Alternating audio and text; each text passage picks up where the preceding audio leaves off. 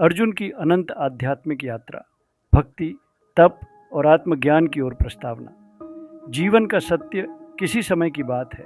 भारत के उत्तर में बसे एक छोटे से गांव में अर्जुन नामक एक युवक रहता था। वह एक गरीब ब्राह्मण परिवार में जन्मा था, जहां धर्म और अध्यात्म जीवन का आधार थे। उसकी माँ दुर्गा की अनन्य भक्त थीं और प्रतिदिन उनके चरणों में पुष्प अर्पित करती। उनके पिता भगवान शिव के आराधक थे और रोज सुबह ओम नमः शिवाय का जाप किया करते। अर्जुन का बचपन इस आध्यात्मिक माहौल में बीता, किंतु जैसे जैसे वह बड़ा हुआ, उसकी जिज्ञासा बढ़ती गई। उसे अपने माता पिता की पूजा में असीम भक्ति तो दिखती, परंतु उनके जीवन में भी दुख और कठिनाइयाँ थीं। वह सोचता, यदि भगवान वास्तव में सर्वशक्तिमान हैं, तो क्यों नहीं वे हमें हमारे कष्टों से मुक्ति दिलाते हैं। यह प्रश्न उसके मन में गहराई से घर कर गया। धीरे धीरे उसने महसूस किया कि जीवन में केवल सांसारिक सुख और दुख ही नहीं, बल्कि एक गहरा अर्थ भी होना चाहिए। लेकिन वह क्या था, यही जानने की इच्छा उसे एक महान आध्यात्मिक यात्रा पर ले गई। 1. प्रारंभिक जीवन, भक्ति और प्रश्नों का उदय। अर्जुन बचपन से ही धार्मिक गतिविधियों में रुचि रखता था। गांव के मंदिर में रोज घंटों बैठकर वह भगवान शिव, विष्णु और देवी दुर्गा की मूर्तियों को निहारता।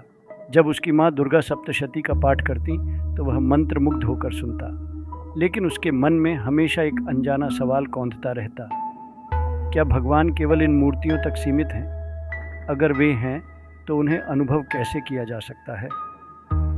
एक दिन गांव के पुजारी ने कथा सुनाई, जिसमें भगवान कृष्ण ने अर्जुन को गीता का उपदेश दिया था। जब उन्होंने कहा, अपने कर्म कर, फल की चिंता मत कर, तो अर्जुन का मन उत्सुक हो उठा। उसने पुजारी से पूछा, क्या भगवान कृष्ण ने अर्जुन को दर्शन दिए? क्या आज के समय में भी भगवान किसी को दर्शन दे सकते हैं? पुजारी ने उत्तर दिया, भगवान किसी भी भक्त को दर्शन दे सकते हैं, लेकिन इसके लिए सच्चा समर्पण, तप और भक्ति चाहिए। भगवान को देखने के लिए केवल बाहरी आंखें ही नहीं, बल्कि आत्मा का जागरण भी आवश्यक है। यह सुनकर अर्जुन के भीतर भगवान को पाने की तीव्र इच्छा जाग उठी। 2. साधु का आगमन और मार्गदर्शन की शुरुआत। कुछ समय बाद गांव में एक तपस्वी साधु आए। उनके चेहरे पर ऐसी दिव्यता थी कि गांव के लोग उनके दर्शन के लिए उमड़ पड़े। वे भगवान विष्णु के अनन्य भक्त थे और हर सत्संग में उनकी महिमा का गुणगान करते। अर्जुन भी उनके सत्संग में पहुंचा। साधु ने कहा, भगवान को पाने का मार्ग भीतर से शुरू होता है। वे हर कण में हैं, हर जीव में हैं, लेकिन उन्हें देखने के लिए तुम्हें अपने अहंकार, स्वार्थ और इच्छाओं को त्यागना होगा। साधु की बातें अर्जुन के हृदय को छू गईं। उसने उनके पास जाकर कहा, महाराज, क्या मैं भगवान को प्राप्त कर सकता हूँ? मैं उनके दर्शन करना चाहता हूँ। साधु ने कहा, यह संभव है, लेकिन इसके लिए साधना और तपस्या का कठिन मार्ग अपनाना होगा। भगवान तक पहुँचने का मार्ग सीधा नहीं, बल्कि अनेक बाधाओं से भरा हुआ है। क्या तुम इसके लिए तैयार हो?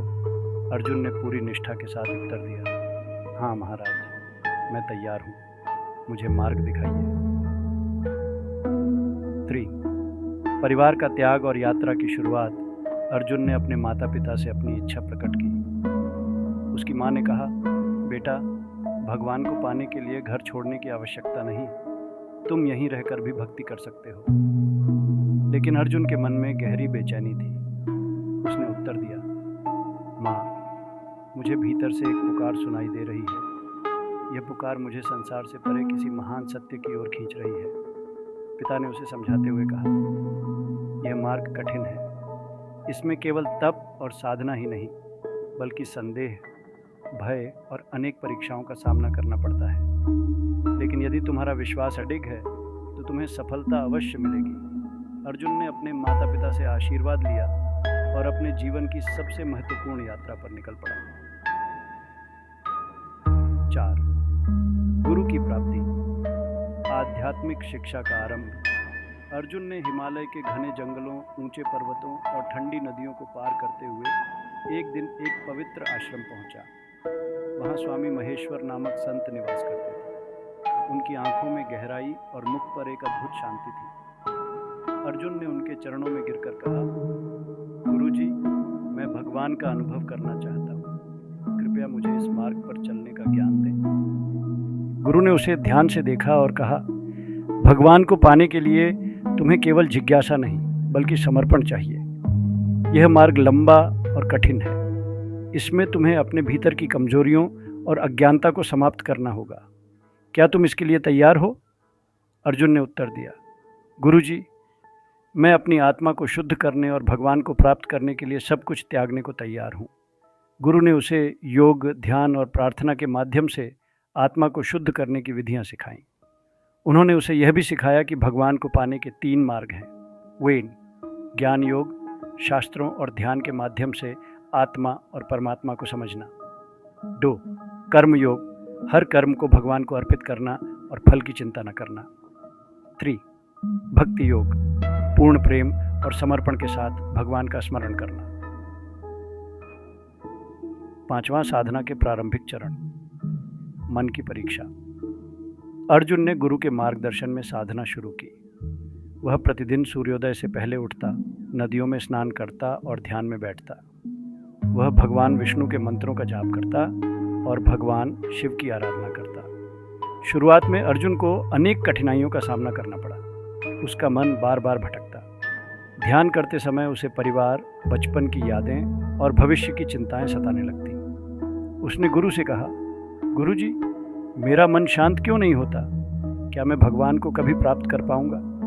गुरु ने कहा, तुम्हारा मन एक चंचल घोड़े की तरह है। उसे साधने के लिए समय और धैर्य चाहिए। भगवान तक पहुंचने का मार्ग केवल बाहरी नहीं बल्कि आंतरिक भी है। तुम्हें अपनी इच्छाओं और भय से मुक्त होना होगा। अर्जुन ने गुरु की बातों को आत्मसात किया और अपनी साधना को और गहराई से करने लगा।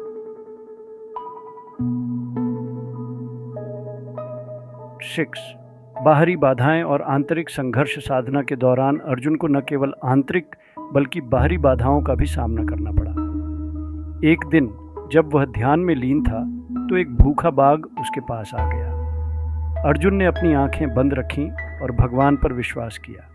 बाघ ने उसे छुआ तक नहीं और चुपचाप चला गया। एक और समय उसे गहरे संदेह ने घेर लिया। उसने सोचा, क्या भगवान सच में हैं? अगर वे हैं तो मुझे दर्शन क्यों नहीं देते? क्या मेरी साधना व्यर्थ है? इन्हीं संदेहों के बीच उसे स्वप्न में देवी दुर्गा का दर्शन हुआ। देवी ने कहा, अर्जुन, यह तुम्हारी सबसे बड़ी परीक्षा है। यदि तुम इन संदेहों को पार कर लोगे तो भगवान तुम्हारे सामने प्रकट होंगे। विश्वास और धैर्य बनाए रखो। 7वां भगवान का दर्शन, साधना की पूर्णता। कई वर्षों की तपस्या और साधना के बाद एक दिन अर्जुन नदी के किनारे ध्यान कर रहा था। अचानक उसे एक दिव्य प्रकाश दिखाई दिया। वह प्रकाश धीरे धीरे भगवान विष्णु के रूप में प्रकट हुआ। भगवान ने मुस्कुराते हुए कहा, अर्जुन, तुम्हारी भक्ति और तपस्या ने मुझे यहाँ आने के लिए बाध्य कर दिया। अब तुम मेरे प्रिय भक्त हो। अर्जुन की आंखों से आंसू बहने लगे। उसने कहा, प्रभु, मैं आपकी कृपा के लिए कृतज्ञ हूँ। कृपया मुझे यह सिखाएं कि मैं संसार में रहते हुए भी आपकी सेवा कैसे कर सकता हूँ। भगवान ने उत्तर दिया, संसार में रहते हुए भी भगवान की सेवा का अर्थ है हर प्राणी से प्रेम करना, निस्वार्थ भाव से सेवा करना और सच्चाई के मार्ग पर चलना। यही तुम्हारा धर्म और कर्म है। 8 गांव में लौटकर सेवा का व्रत। अर्जुन अपने गांव लौटा और वहां के लोगों को भगवान के ज्ञान और भक्ति का संदेश देने लगा। उसने गरीबों की सेवा की, शिक्षा का प्रचार किया और लोगों को यह सिखाया कि सच्ची भक्ति केवल पूजा तक सीमित नहीं बल्कि हर जीव के प्रति प्रेम में है।